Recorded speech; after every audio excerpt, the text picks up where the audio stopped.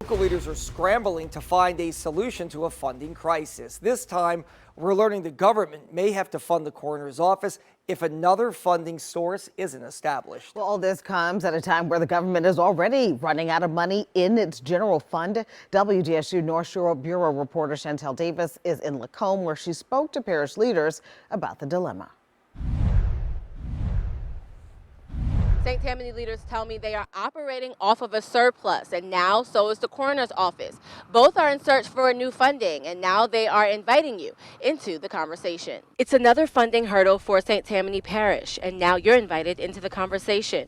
Wednesday, Councilman David Kugel is hosting a meeting on behalf of the St. Tammany Parish Coroner's Office. We have a coroner's office that we have obligations to, and we're going to have more obligations to. The coroner's office offers a variety of services like mental health support and DNA testing, which according to the office gets results and closes cases faster than the state office. If it takes a year versus months, that's a big difference in your prosecution. You letting suspects get away. They can be committing other crimes in the meantime. So it's important for people to know that the DNA lab here exists. But all of this could disappear because of a millage which expired in 2024, leaving the coroner operating on its 20-year savings, which could soon run out. Well, we're already struggling to figure out how we're going to pay for the DA's office, the courts, and the jail, the parish jail. Right now, those agencies are in jeopardy of taking a significant cut next year if the parish cannot find funding to support them.